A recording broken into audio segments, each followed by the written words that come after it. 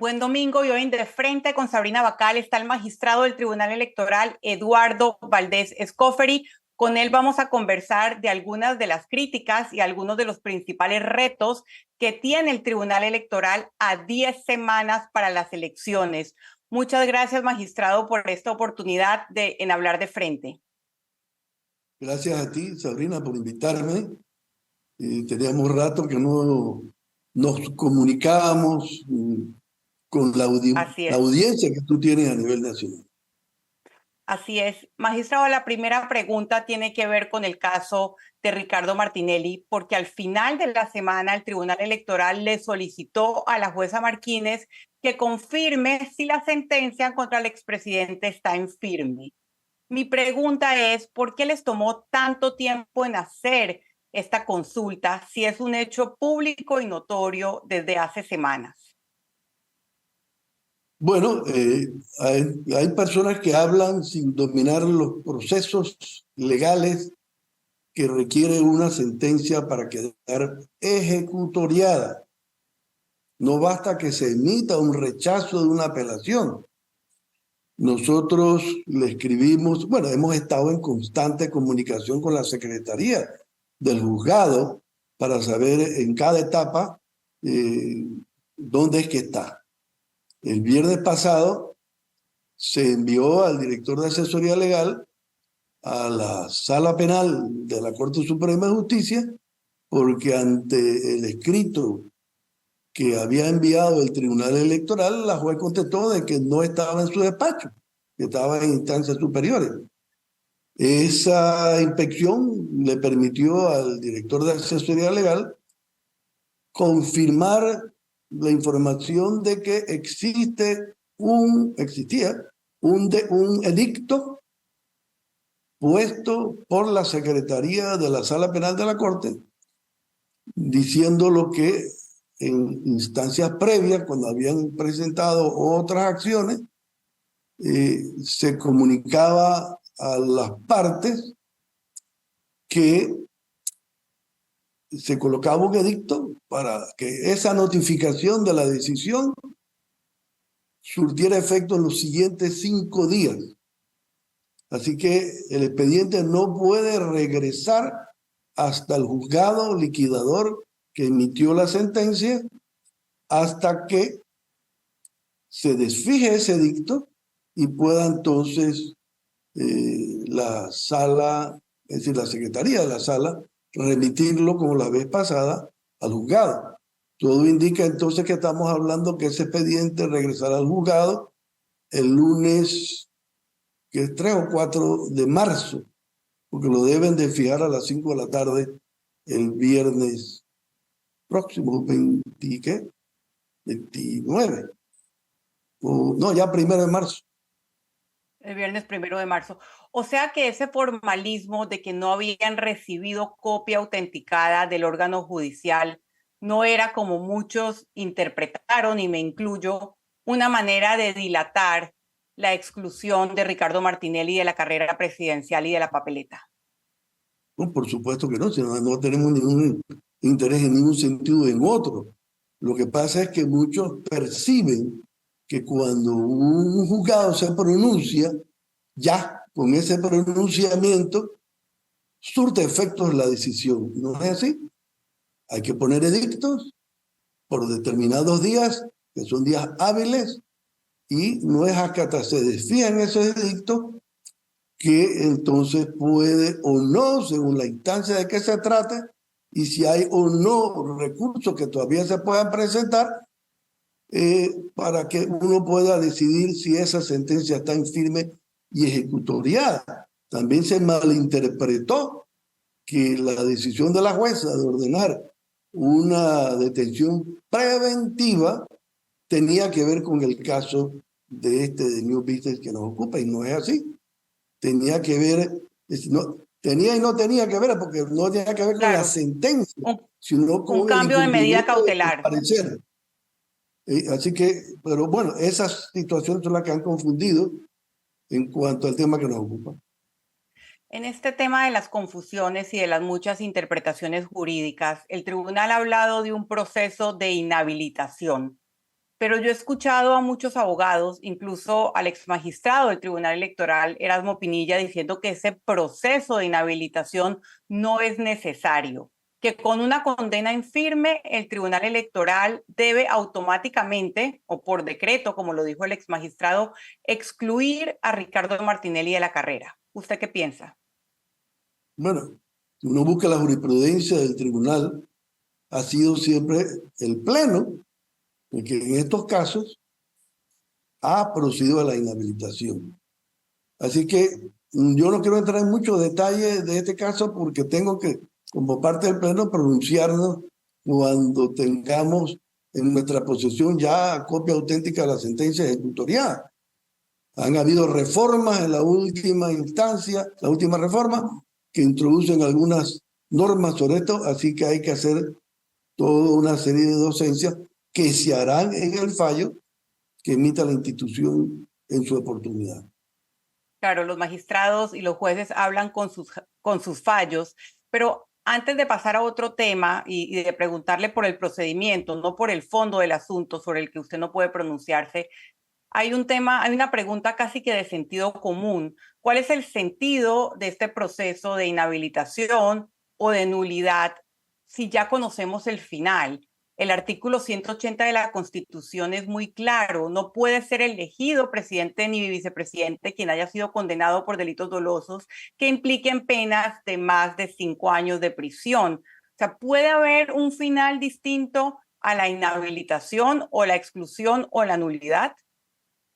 Bueno, ya me obliga a que me pronuncie sobre el fondo, ¿no? Pero el hecho es que la sentencia no habla de la inhabilidad, la sentencia.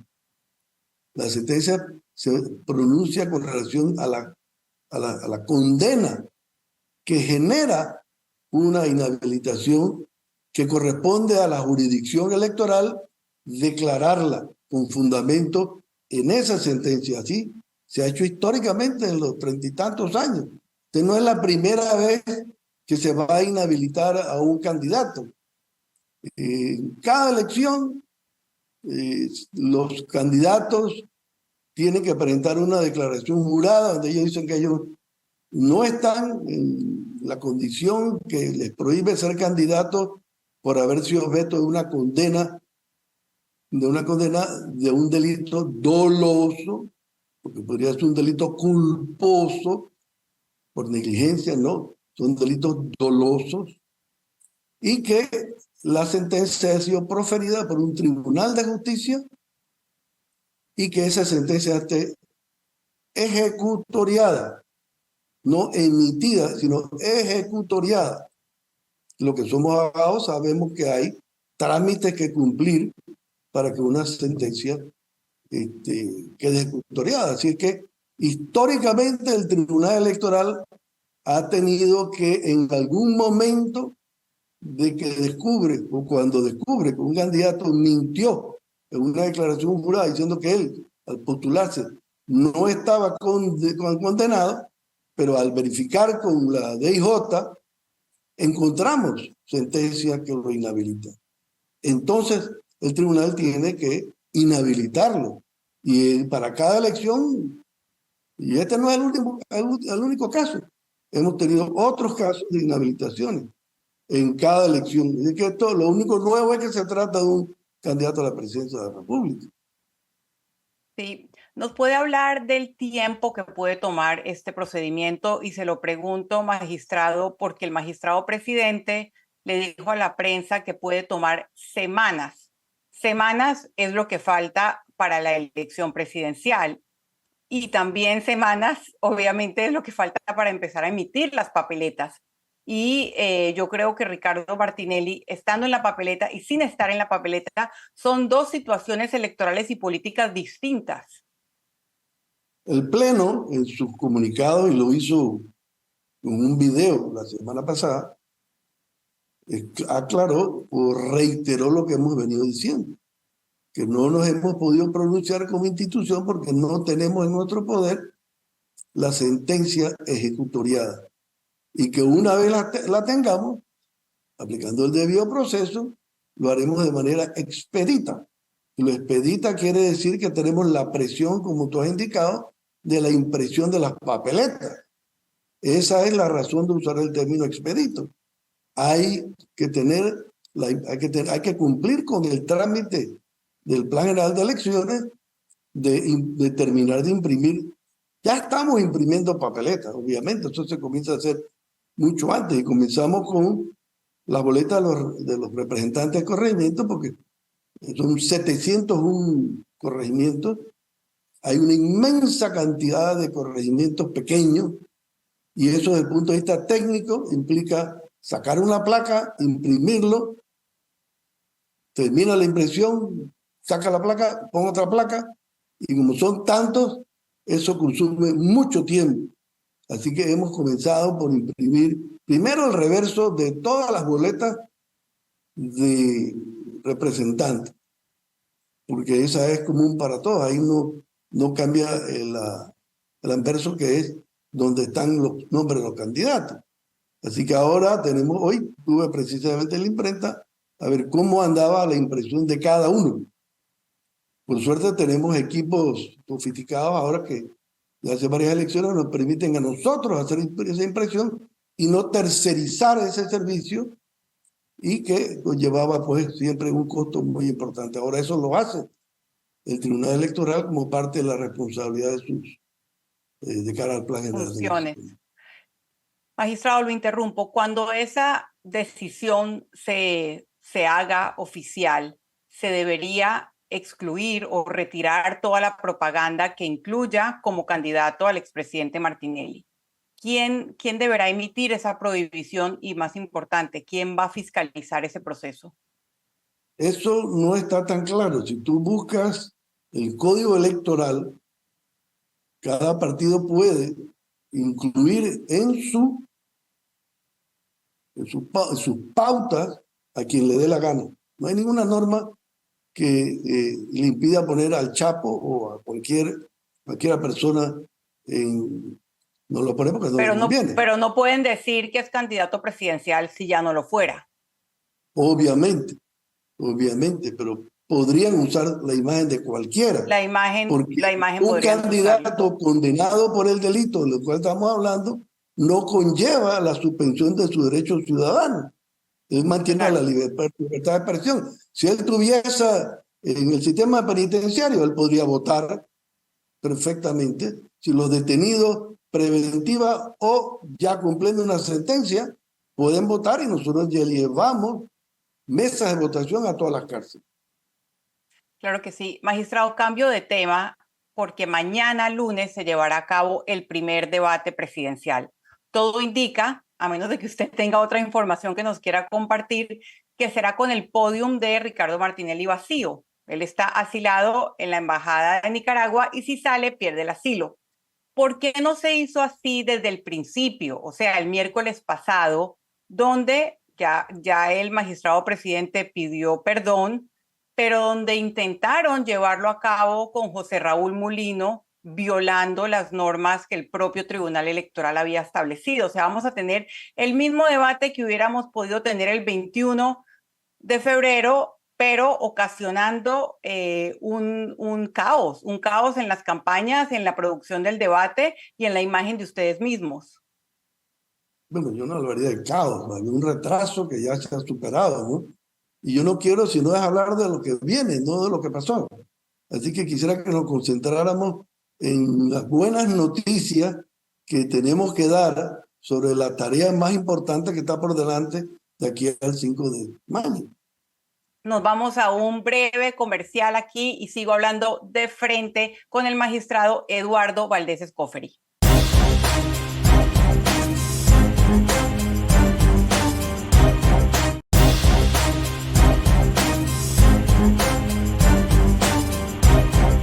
Sigo hablando en de frente con el magistrado del Tribunal Electoral, Eduardo Valdés Escoferi.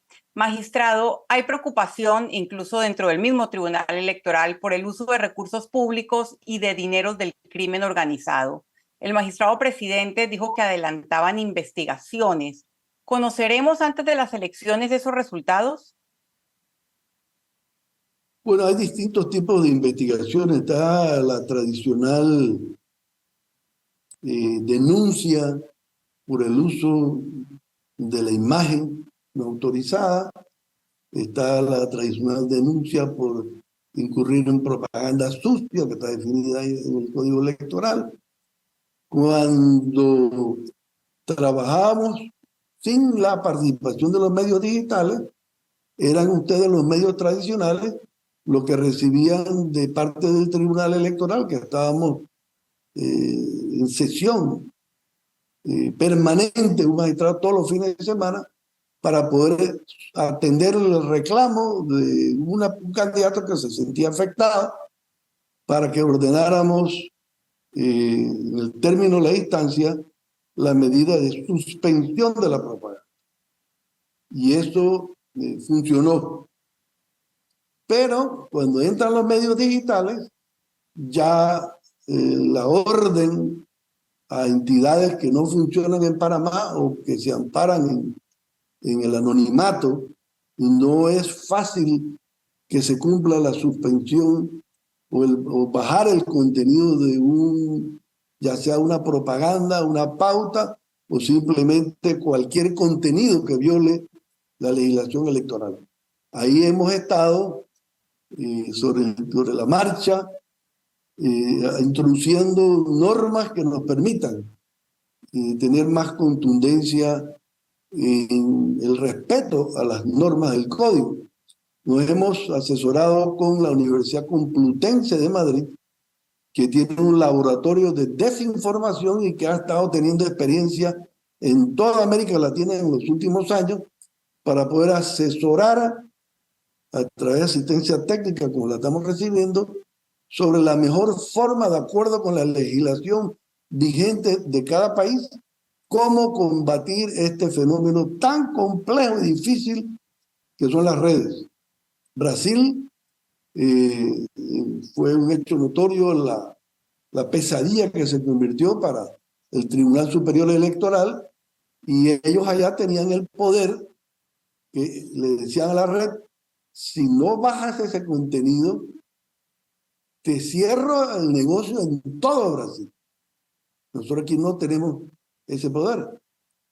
Sin embargo, hemos elevado a la categoría de delito el uso de medios masivos digitales para intentar afectar o alterar la integridad del proceso electoral.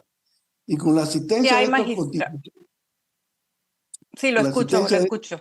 con los constitucionalistas españoles, hemos emitido un decreto, el decreto 7 del 23 de enero de 2024, donde enumeramos 20 conductas que se enmarcan en el delito tipificado en el artículo 539 del Código Electoral, en donde hay penas que van de 2 a 4 años de prisión, más suspensión de los derechos ciudadanos e inhabilitación para el ejercicio de funciones públicas a toda aquella persona que atente contra la integridad. Pero muchos se preguntarán, bueno, pero ¿cuál es una conducta que produce una afectación a la integridad del proceso?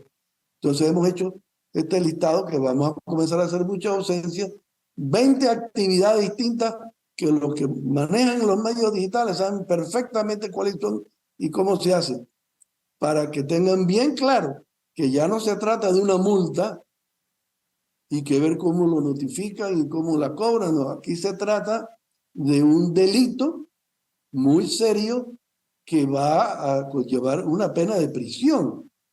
Así que con la docencia que hagamos con este nuevo decreto de estas conductas de manera preventiva y advirtiéndole los que acostumbran violar y que piensen desde un medio digital las normas electorales, estarán afectando la integridad del proceso electoral y por lo tanto se exponen a las sanciones penales que establece ahora el Código Electoral.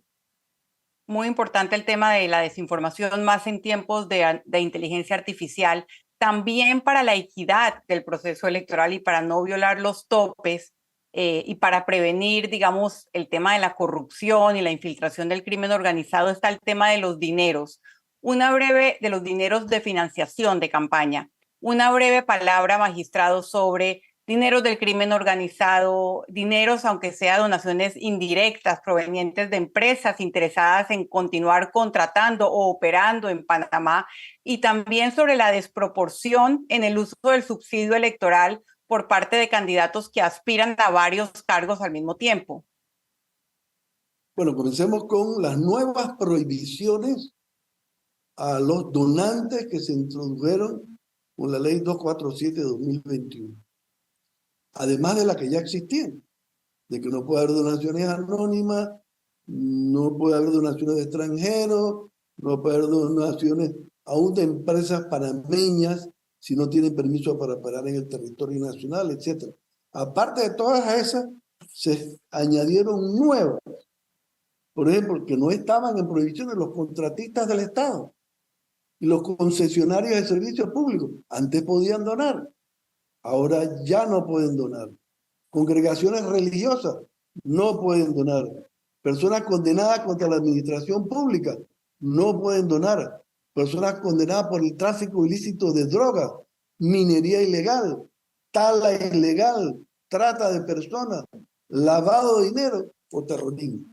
Todas estas son nuevas prohibiciones que fueron producto del trabajo de la Comisión Nacional de Reformas Electorales, que trabajó con nosotros, como lo hace cada 5 años, para seguir perfeccionando nuestro sistema electoral. Así que eso es por un lado. Por el otro lado está que esta es la segunda elección en donde los candidatos en circunscripciones arriba de 10.000 electores tienen que manejar su campaña única y exclusivamente a través de una cuenta única de campaña, que la tienen que abrir en los bancos oficiales, Banco Nacional o Caja de Ahorro. Aunque yo como candidato financie mi campaña con mis propios recursos, tengo que incorporarlos en esa cuenta única de campaña. Todos los gastos tienen que salir de esa cuenta. Cualquier transferencia por ACH entre bancos a esa cuenta, hay una obligación de conocer la identidad de cada donante. Los grupos familiares, todos integran un solo donante para efectos de estos propósitos. Así que se van poniendo controles que permiten ir cerrándole las oportunidades a aquellos que quieran usar dinero ilegal o usar efectivo para tener cajas paralelas. Hubo una reunión con el superintendente bancario para que como ente que controla y vigila la conducta de los distintos bancos del país que tienen licencia general para hacer negocios acá, comiencen a cooperar con la advertencia del retiro alto de efectivo y que sean reportados oportunamente como indicios de querer ser introducidos en la política. Así que estamos haciendo todo lo que humana y legalmente se puede para mantener alejado el dinero ilícito, venga de donde venga, sea de drogas o no, porque hay dinero ilícito que no tiene que venir necesariamente de drogas. Claro, muy importante ese mensaje, magistrado. 48% del electorado tiene menos de 40 años, pero las cifras muestran que los jóvenes son los más desapegados a la votación o son los que más posibilidad tienen de abstenerse. ¿Ustedes tienen algún plan para motivar al segmento más joven de la población a votar? Correctamente. Mira, vamos a compartir con la teleaudiencia la data primero. En las elecciones de 1994, la primera elección después de la invasión, los jóvenes entre 18 y 25 años participaron en el 83.2%. Es un porcentaje increíblemente elevado. Después de esa elección, las subsiguientes vinieron descendiendo clara y, sin lugar a dudas, demostrando su desapego. Desapego que no es propio solo de Panamá. Nosotros tenemos información de todos nuestros colegas del hemisferio a través de la Unión Interamericana de Organismos Electorales Y resulta que en todos los países la juventud está dándole la espalda a los procesos electorales. En Panamá, después que en el 2009 la participación descendió al 67.3%, disminuyendo casi 16 puntos porcentuales. Nos involucramos para inyectar dinero en el evento de la Concurso Nacional de Oratoria, para que ellos adoptaran cómo nos motivamos nosotros a fortalecer la democracia participando. Con ese esfuerzo ¿Piensan cambiar la tendencia? A ese esfuerzo que normalmente llegaba a 120,000 muchachos y muchachas, llegó a 700 y tantos mil. Y con ese esfuerzo recuperamos solo 3 puntos porcentuales. Entonces, ¿qué hemos hecho ahora? Atendimos un llamado a la Fundación de Ética y Civismo que preside don Lucho Moreno y de la Comisión Nacional Pro Rescate de los Valores Éticos y Morales, que nos traían una propuesta que quería que el tribunal le financiara para llevar a cabo un estudio cualitativo con focus groups a nivel nacional para indagar cuáles eran los problemas de la perspectiva de los jóvenes y cuáles eran los canales a través de los cuales podíamos llegar con nuestro mensaje. Así que tenemos ese estudio cualitativo, lo complementamos con uno cuantitativo con Dícter y Neira, entonces vamos camino a complementar este esfuerzo con el debate adicional que se va a llevar a cabo en David con el formato Town Hall, o sea, con la presencia física y se ha dedicado exclusivamente a la juventud. Los únicos que van a estar ahí son jóvenes que representan a toda la juventud de todas las provincias y comarcas. Ellos son los que van a hacer las preguntas. Nos hemos aliado para ese propósito con la Asociación Panameña de Debate, que es la Fundación de los Jóvenes 18 a 29, que han logrado ya insertarse en el sistema educativo. Magistrado, ojalá cambie esa tendencia. Tengo poco tiempo y dos preguntas muy importantes. ¿Cómo se prepara el Tribunal Electoral para posibles ataques cibernéticos? O sea, ¿qué solidez tiene la plataforma virtual y cibernética del Tribunal Electoral? ¿Qué tan vulnerable es? Bueno, nosotros tenemos 20 años. Comenzamos en 2004 a contratar empresas extranjeras que vinieran a hacer revisiones de código fuente de cada aplicación que se usa para dar los resultados electorales y para que hicieran pruebas de penetración, o sea, ataques contratados por nosotros para poder detectar cuáles son las vulnerabilidades que existen y cuál es la forma de remediarlas. Eso se hizo para el 2004, se hizo para el referéndum de 2006, se hizo para las elecciones de 2009, elecciones de 2014, elecciones de 2019. Y la data que tenemos es que en las elecciones de 2014 recibimos, por aquí tengo la data, recibimos 1.5 millones de ataques, principalmente dirigidos a la denegación de servicios.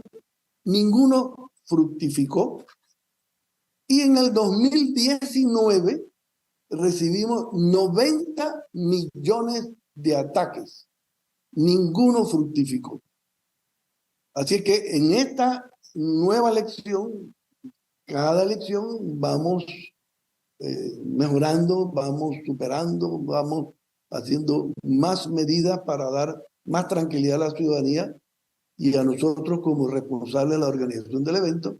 Se contrató una segunda empresa que también hiciera pruebas de vulnerabilidad, que fue la que, no sé por qué sentido tiene, le dieron una divulgación en un medio que consiguió copiar ese informe como si hubiera sido algo irregular, si son contrataciones expresas por transparencia y seguridad que venimos haciendo hace 20 años. O sea Así que, que lo que la UTP la también declaración, participa. la afirmación es: el sistema del Tribunal Electoral no es vulnerable a ataques cibernéticos. Es lo que usted nos está asegurando. Vamos a ponerlo así, hemos tomado todas las medidas humanamente posibles recomendadas por nuestros asesores en ciberseguridad panameños y por 2 empresas internacionales. Si en el pasado todas esas medidas han sido eficaces, yo en lo personal no tengo ninguna preocupación y no voy a dar detalles de qué cosa nueva tenemos ahora en materia de seguridad para darle precisamente información a quien quiera afectar la integridad de los resultados el día de las elecciones. Pero yo y mi colega nos sentimos satisfechos de que hemos tomado todas las medidas que son diferentes y mejores a las elecciones anteriores para tener la tranquilidad de que no habrá interrupción en el momento que se transmitan los resultados y nuestra página web, para los que no están presentes acá, puedan ver esa evolución de los resultados. Pero acuérdense que en Panamá creo que somos el único país que comienza a dar resultados desde la primera mesa a las 4:30. Así es.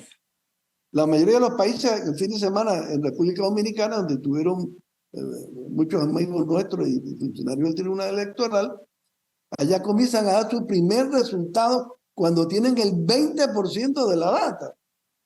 Nosotros no, nosotros transparentemente el público y ustedes los medios pueden ver mesa a mesa cómo se va formando la tendencia.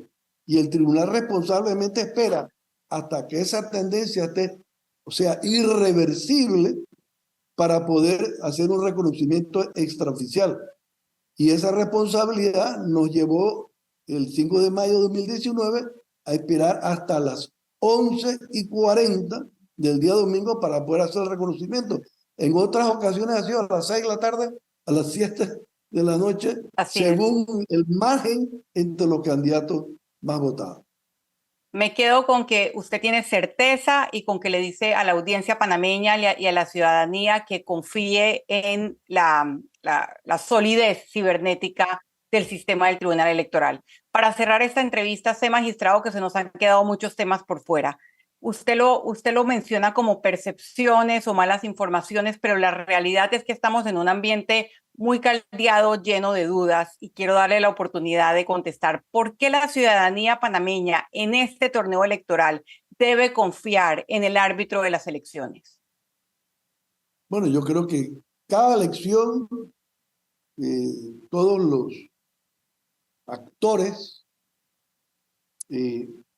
reflejan y hacen gala de tener algunas dudas del árbitro, no solamente aquí, sino en todo América Latina, los países subdesarrollados. En México, por ejemplo, el mismo gobierno es el que ataca.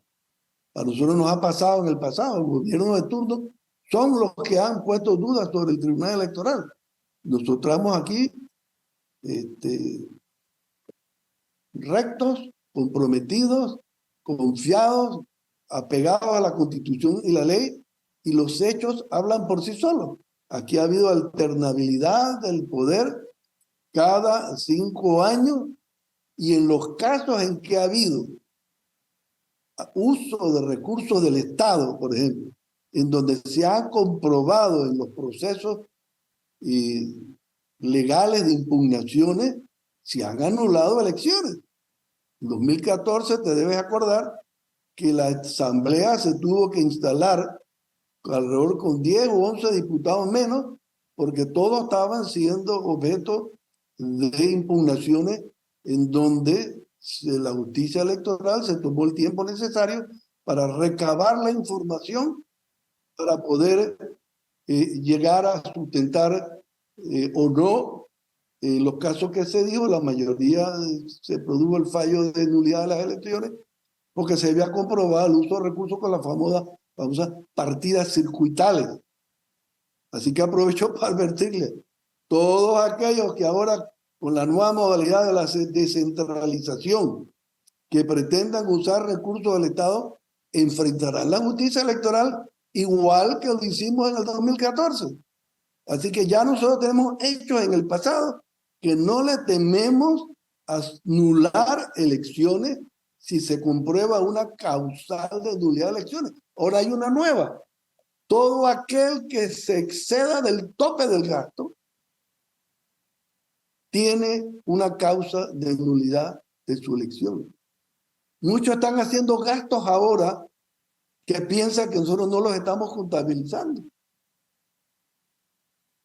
Así es Bueno, que importantísimas las advertencias que les ha dado a los candidatos y también yo creo que las señales de confianza que les ha dado a la ciudadanía, magistrado. Le agradezco muchísimo la oportunidad y bueno, yo creo que vamos a tener otras ocasiones, ojalá en otros espacios de aquí al 5 de mayo, de compartir tantas dudas que salen en un proceso electoral que como todos los anteriores es inédito. Le agradezco a usted y también a nuestra audiencia habernos acompañado aquí hoy en De Frente, magistrado. Lo veo con un mensaje final. deseo de, y yo lo he dicho en otras ocasiones donde he hablado, que todos los actores se vuelven paranoicos, ¿no? Claro que sí. Todos Bueno, piensan que es lo una que sale tendencia mal mundial. es culpa del árbitro. Entonces piensan que atacando al árbitro ellos pueden levantar imagen cuando no la tienen, ¿no? Así es que son gajes del oficio para nosotros y nos convertimos en una especie de psicólogos, pues que tenemos que escucharlo, que se desahogue y darle las pruebas para tranquilizarlo. Este no es el momento de darte otros ejemplos, otras anécdotas de cómo coincidencias han alimentado esas paranoias. Bueno, muchísimas gracias, magistrado. Lo dejo hasta aquí. Los espero a ustedes el próximo domingo con otro episodio de Frente con Sabrina Bacal.